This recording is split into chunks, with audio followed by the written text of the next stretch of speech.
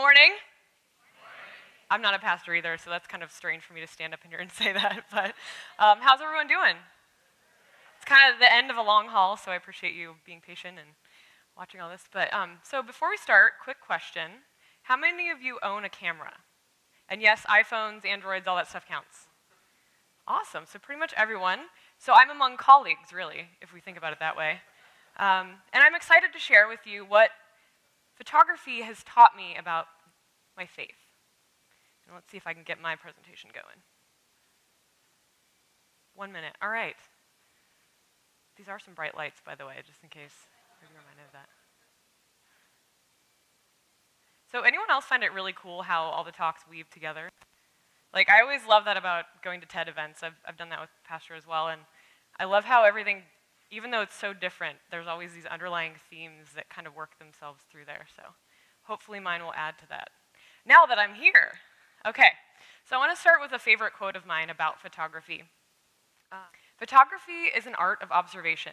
It has little to do with the things that you see and everything to do with the way that you see them. As I've grown as a Christian, I've seen how much this parallels my faith. It's not about what I see, but it's about how I see it. It's not about what I do, it's about how I do it. And it's not only about what I believe, but how I believe it. And now, using several photos, of course, I'd like to give you a glimpse into my world and show you how photography has strengthened and informed my faith. And one quick side note, all these photos were taken by my very talented husband and I in Europe this past fall. As photographers of people, it was really a unique challenge for us to try to translate faith using only the landscapes and buildings and other things we saw around us. So let's start with the beginning. Light. Photography is nothing without light, and neither is our faith. Light was the first thing that God created, and Jesus often is quoted as saying, "I am the light of the world." I began to understand the art and science of photography on a much deeper level when I realized a core concept. I'm not photographing a subject, I'm photographing light. In the same way, I've realized that the core of my faith is knowing Jesus, not just knowing about him. It's about my personal relationship with him and not my knowledge of him. I have to know the light. Another important skill in photography is focus. Not only the concept of focus, but the ability to focus on the right thing. This can be really tough, especially when there is much more than one subject of interest in a photograph. As Christians, we face a similar dilemma. Do we focus on God, or do we focus on the distractions? Do we get caught up in the wire, or do we focus on the beautiful horizon? Another cardinal rule of photography is proximity. Whatever is closest to the camera will appear biggest in your photo. The same goes for my heart and my life. Whatever I hold most dear and whatever I prioritize will manifest itself most clearly. If I place God first, his love, his values, and his grace will be prominent and will be shown through me to others. And now let's get to the artsy stuff. Like perspective. You might ask why on earth I'm lying on the floor in a museum in Paris. Well, and thanks to my husband for this wonderful photo, of course, I'm lying on the floor so that I can get this.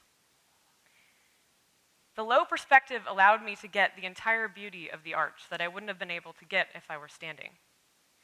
In a similar way, I've seen my faith grow as I speak with Christians who are different than me, who read books that challenge me, and seek to understand how others experience their faith. When we focus on different viewpoints, we learn so much about our world and our faith. I believe faith is often experienced on a personal level, which is awesome because it means each person sees the world and their faith in a different way. This concept became really clear to me when I started photographing with my husband. For example, here we are at the entrance of Dachau concentration camp outside of Munich. This is what my husband saw, and this distorted reflection in the puddle is what I saw. It's important to remember that we were all made unique and different, but it's even more vital to share that uniqueness with others.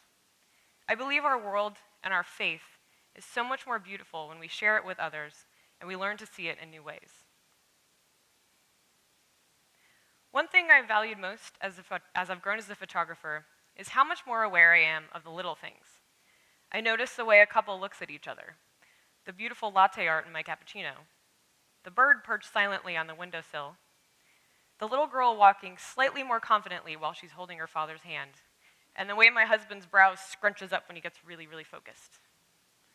I begun to notice the ordinary and extraordinary beauty that surrounds us every day. And finally, photography has reminded me of the importance of practice.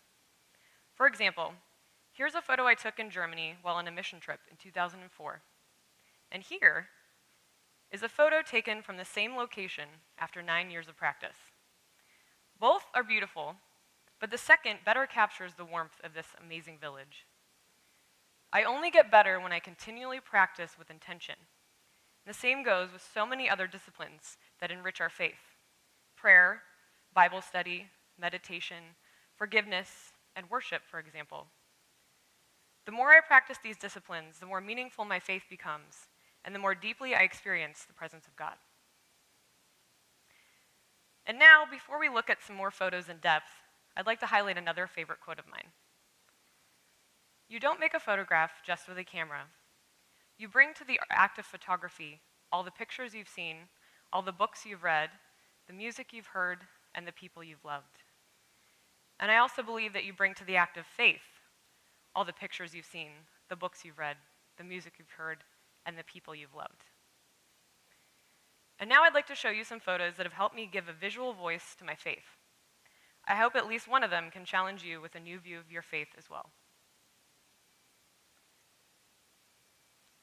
The anticipation of adventure. To me, this shows what it's like to follow Christ. Each day a new adventure filled with the anticipation of what's to come.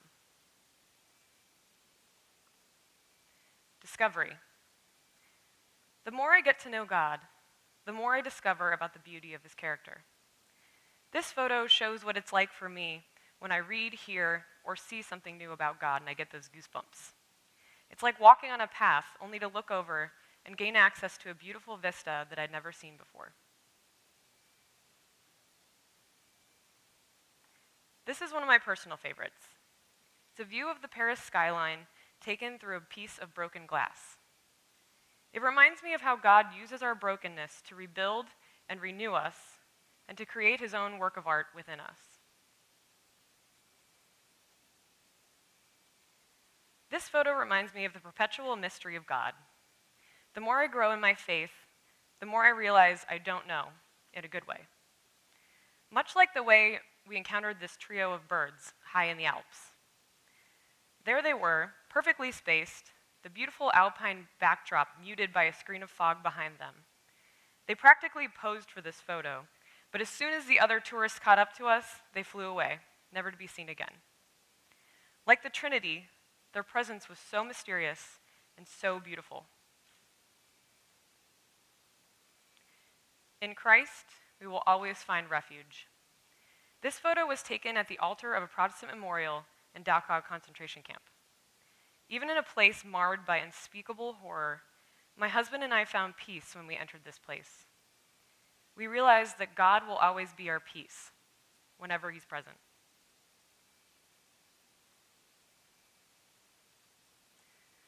Sometimes, when I lose my sense of creativity or my sense of faith, I just need to look up.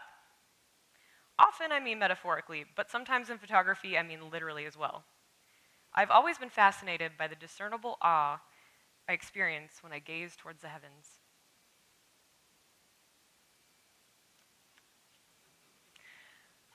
I always love to remember that God gave us our sense of humor, and that the steering wheel is on the right side of the car in London.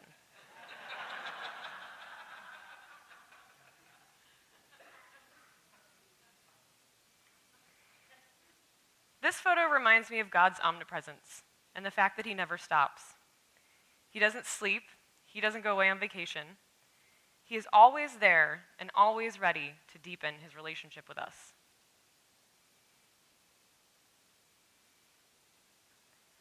Sometimes our vision may be a bit cloudy or foggy, but God wants us to continue seeking him.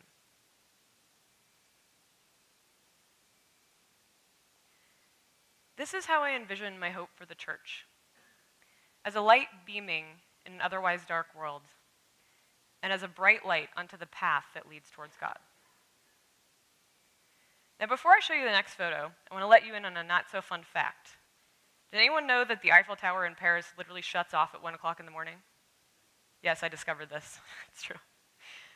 Well, my husband and I were visiting Paris, and we sat underneath the Eiffel Tower. It sparkled with these beautiful white lights, and all of a sudden, dark. We were a little bit disappointed because we had these grand plans of beautiful nighttime photographs of the Eiffel Tower. But what we were able to capture was even cooler. It was so much more special and significant, and actually had a pretty cool story behind it too. It reminded us that beauty is often found in the unexpected, and that God can create beauty even from our failures.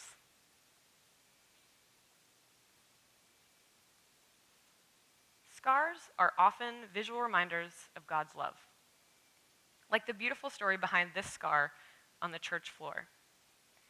This small church in Normandy was the site of a makeshift hospital during World War II. During the Normandy invasion, 2 medics stood and watched as a bomb fell through the ceiling and landed at their feet, completely undetonated. They left this cracked tile as a reminder of that miracle. I found this so much more beautiful than any perfectly polished church floor I've ever seen. This final photo is best described by another favorite quote of mine.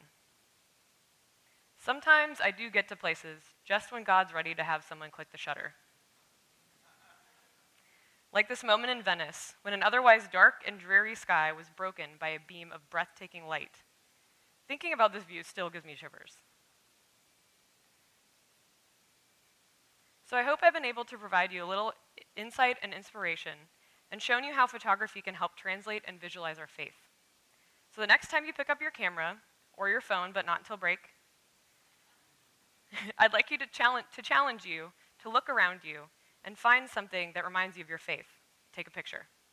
In fact, do it today and come find me at lunch. Or, better yet, let's keep this thing going. Send me your photos of faith on Facebook or via email, and I will have cards so you don't have to memorize this. And I can't wait to see what you create.